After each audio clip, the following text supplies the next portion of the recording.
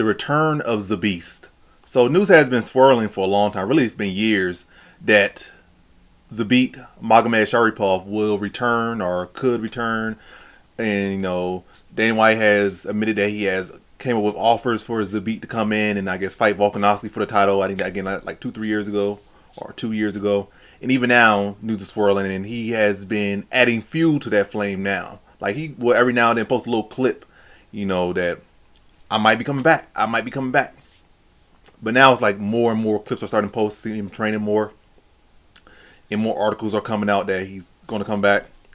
But yeah, I'm gonna talk to you a little bit about that and a little bit about this, and this really just get to showing you what I saw. But yeah, just one of the things. There's some more footage out there, but I'll just show you one thing, and more so there's gonna be me talking, but I'm gonna show you one post on his IG, one of the most recent ones of him training hidden mitts with his kicks.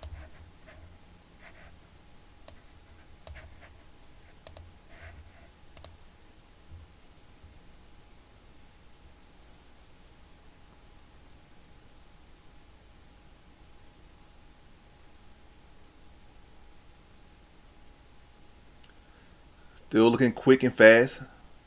Still got good balance. He's only 34 years old, which isn't a phenomenal age, but it's definitely not a bad age.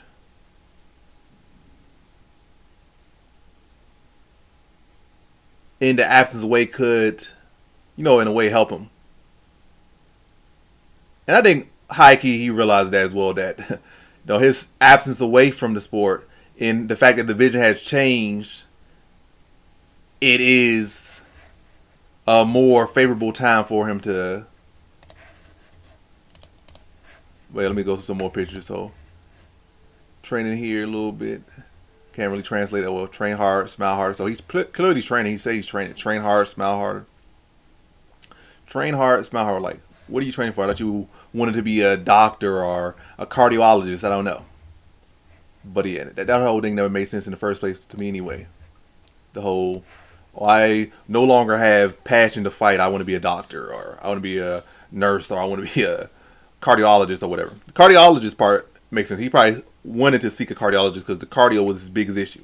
Like, the skills were there, but if somebody could extend them past 1.5 rounds, you don't have to be the greatest fighter to cause him issues. Like, Cater, was the best guy he fought. And I'm definitely not saying Cater is a walker. Cater's a solid fighter. But as the years showing on later on, Cater, it definitely was never truly, truly elite. Like I said, he's a good fighter. Tough fighter. He's still around, but he never was like no true, like, top 3, top 2. He never was no true championship prospect fighter. Like, he was proven multiple times not to be that. But at the time, he was still had some prospect when he fought Zabit. And if that had been 5 rounds, he probably would have beat Zabit. Unless I'm just basically saying that a lot of Zabit's winnings didn't age the best. And again, he had a clear issue. And even at the time, some of these fights, like for Jeremy Stevenson, he took Jeremy Stevenson 15 minutes, and then with the final round, like, he was just on E and lost that round to Jeremy Stevens. Cal Bogniak, I think that was like his debut or like one of his first 3 fights in UFC. And Cal Bogniak is definitely, even at that time, was not no fighter to be, weary of, and that's some guy he should have walked over. But at the end of the fight, Cal Bogniak staring him down, walking him with his hands down, pumping his chest. You got a guy that's a lot of people would consider a can, or at least not nowhere near elite, or very, matter of fact, you can't even consider him a German because he didn't stick in the UFC long. But again, a guy that's pretty much the lowest, among the lowest rung of fighters as far as UFC caliber. And again, that's not an insult, because even if you're a lowest rung UFC fighter, you're still a pretty elite fighter. I mean, you're still an elite fighter to make it to UFC. I'm just saying. Where the Beast is supposed to be at and where Cal Bogniak is, like, it's a big difference. And the fact that you land a guy like that, who you have height over him, you have size over him, length over him, skill, technique, you're supposed to be better everywhere. You extend this guy to the 15. You allow this guy to extend you to the 3rd round, and at the end of the fight, he's walking you down, chin up in the air, puffing his chest out, and swinging on you, and actually connecting sometimes too. Like, you can get him off you. That's not a good look. So, yeah, I'm gonna be all over the place with this one. I'm try to get to the point and get out what I'm trying to say. But yeah, do you guys believe that there is any substance to this return for Zabit? I can see why this will be a great time for Zabit to return. Yeah, I could really, me personally, I can see a great reason why this will be a time for Zabit to return. And I'll get into that real quick. But again, do you guys think there's actually substance to him returning? Do you think he's returning? Do you think he should return, or you think he should just leave it alone? But yeah, that's two different questions. So do you think he should return? Yes or no? And do you think this rumors and substance and these clips he's posting, do you think there's any substance to it, or do you think it's not? So should he return? Should he not? Substance or no substance? But yeah. Now to the point of Zabit returning, why I think it's a great time for it to return. I think again he's not that old. He's 34 years old. It's not like he took a lot of damage. He took those years off. I can see he was 34, and all those years he was fighting a war. There be guys that be 34, but they be like 44, or 54, or 64, sometimes 74, like physically, because they've been in wars all those years. The B hasn't fought in like 4 or 5 years. I'm not going to look it up. I know it's been years, like 4 or 5 years. So he hasn't been taking damage, and he could have been training casually the whole time. Like just because someone's not fighting, even like fighters that retire, some of them still be training, and that's how they become better coaches than they ever were fighters. They still training, they're still learning, and they can impart that on their students. And they might not go out there and fight, but they probably can spar with their students a little bit, get a little feel for stuff, roll with their students, and again, like they might not have been able to reach that level, in their career, but they could still improve, just like as fighters. Like they might not, be fighting actively, but they probably still in the gym training, they probably rolling around. He seemed like a guy that's a lifelong martial artist, like he was always like this, enjoying the play in the development of martial arts, like from when I've seen him in clips, like rolling with his brothers and training and stuff, like a guy that naturally loves it. So it didn't really make the most sense that he was leaving because he didn't love MMA or lost love. I just felt like he felt, he probably weighed the odds. Like, I know there's better guys in the division. I feel like if I could finish in the first round or the first and a half, I'm the best guy in the division. But championship fights are 5 rounds. I barely can go 3 rounds. And I'm not even fighting the best guys yet, and I'm struggling this bad. And then seeing guys like Max Holloway who can strike, take down the fist, improve, and have that crazy cardio. That's when I'm like, I don't know. I don't want to deal with it. I want to be like, I'm looking good against Max for a little bit. Then in the second round, I started to slow down. He started to whoop me to my body and it's throwing 100 punches. Nah, not even 100. He's throwing like 300 punches around. Yeah, I don't want no parts of that. Or Volkanovski. He's definitely open to the head kick. I could catch him with that. But if I don't catch him with that, another guy with high fight IQ, high skill, high experience, like world-class fighter, who's going to push me and press me all 25 minutes. And I only got a round and a half of me. So he saw these high-level guys, and he's like, this is not a good time now. But now that Max Holloway, for the time being, is at 55, or going to 55, Volkanovski is starting to get knocked out. He's on a 2-fight losing streak, both by knockout. He could easily get knocked out in this next fight. But again, toss a fight next fight. But he could easily get knocked out next fight. And the guys he got there in the division currently sitting there. Oh yeah, Ilya moved up and said he's not coming back down. And but yeah, the guys got clearly. The guys he currently have, the guys that are currently in the division that are looking to take it over, they really, I don't think the ones that are there aren't younger than him. Like Lerone Murphy is 34. Diogo Lopez, I think he's like 30s or whatever, but he's not like 34, but he's like probably like 29 to 32 or 33. So he's not fighting these guys that's like these. He's not fighting Ilya Topuria if he returns now. He's fighting Movsar Evloev, who's just really a stiff wrestler. Like he could strike a little bit, but mostly he's stiff. He just put on muscle, even more stiff than he usually is. But yeah, Zabit not worried about Movsar Evloev. Evloev barely got any finishing potential. He's just a wrestler. Let me just say that's all he is. He's a wrestler. Striking a little bit improved, but really all he really presents as a threat is his wrestling for the most part, especially to a guy like Zabit.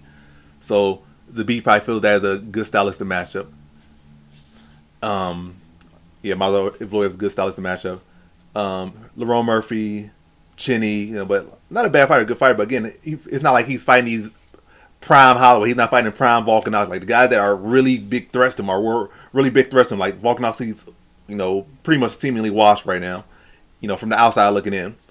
And Holloway, again, not in the division. He's still young enough. He's still game enough. And also, it doesn't help. I mean, I guess to benefit him, Holloway is coming off getting his chin touched for the first time and put to sleep for the first time, or at least TKO for the first time. So you're not getting a Holloway where you can even fathom him getting TKO. Like you could not even fathom him getting TKO. Like you're not fighting that Holloway no more. Holloway definitely still has more life in him than I feel Volkanovski does. Even though Volkanovski's gonna be fighting for the title in a couple weeks, but yes, I feel like from Zabit's perspective, he could say he was trying to find himself and all that stuff, but I just feel like he saw what was ahead of him. He assessed it from the sideline, and also he became a little bit of a mythical fighter to people that didn't see him. Like a lot of people that just watched the highlights, they didn't watch him fight and see him struggle with Cater in the later round. Is pretty much just hold on for dear life while getting his head beat in that round. Really should have been a 10 round. And then they didn't see him struggle with Jeremy Stevenson in the third round. They didn't see him get walked down boxing. They didn't see the flashy stuff. They didn't see when like, oh, who did he really fight? Debuting guy that went 0-3. This guy that had a little bit of talent but went like 1-4 in the UFC, and then Cater, who just ended up being overall like a middle of the pack featherweight, was his best win, and he still struggled with him. So like they don't see that stuff. They see the flash and not the full package, because most people don't really watch fights. They watch the highlights just to fit in, I guess, or just to post them and like them. They got a very short attention span. They don't really tune into fights like that, or they just weren't there at the time. And then I can go back and watch the fight. They're going like, oh, I wasn't there in the time, so wasn't at my boy's house watching the fight. I wasn't out at the bar watching the fight. I wasn't at my house watching the fight. I would just had nowhere to take out. A lot of people, yeah. Every year, it's, more and more fresh faces, and so a lot of people just leave it out. But that's a lot of yapping for another day, or another never day. But yeah, as far as my opinion, personally, I feel Zabit took some time away. Maybe he did work on his cardio. Maybe he figured it out. But I think more than anything, he sees an opportunity, and I think the UFC still going to offer him that big money, because they probably could at least hype him up for his his return, not his debut, but his return if he does come back. He probably get a big contract, or at least a big one-off contract. Like he might fight a title eliminator, or if somebody steps out, he might show up in, or again, depending on the division shape up, you can give him a good bit of money. He comes out of retirement, put him already in a big spot. Maximize the myth to him, maximize the star power. To a lot of people, not me, but a lot of other people, they be like, "Oh, Zabit is one of the greatest what ifs." To the people that didn't know, he's one of the greatest what ifs. And I'm definitely not saying he's a bad fighter. He's a good fighter. Again, it's just a matter of, can you fix that cardio issue? And if he was able to fix that in the time being, maybe fix his diet, maybe fix his cutting, because he is a huge featherweight. He like 6'1" or something, 6 feet, 5'11". He's a big featherweight. Very big featherweight. So his cardio could be messed up due to the fact he's cutting so much weight. So maybe he fixed that. Or again, the matchups are better now. He's not getting because Holloway was pretty much his worst matchup, but you just put Holloway is what he has been throughout his career outside of Ilia Topuria. And it's not even like Zabit is some super great finisher. Again, he couldn't finish Cater. He couldn't finish Jeremy Stevens. He couldn't finish Kyle Bochniak. And again, Cater is Cater's tough too, but still. Jeremy Stevenson, still. Bochniak, especially, why? Why can you finish that guy? Why did you struggle with him? But yeah, Max Holloway, crazy good striking, crazy good cardio. He is susceptible to get hit a lot, but it's not like Zabit was some big finisher, especially against elite competition, and he never really truly faced the creme de la creme of the division. He's already faced struggle. So imagine fighting the best competition you ever fought, and the guy that's gonna put this crazy pace on you. No one can even fathom finishing him, and so you gotta prepare for something that you have never shown any type of capability to do, and that's to be able to fight strong for 3 out of 5 rounds.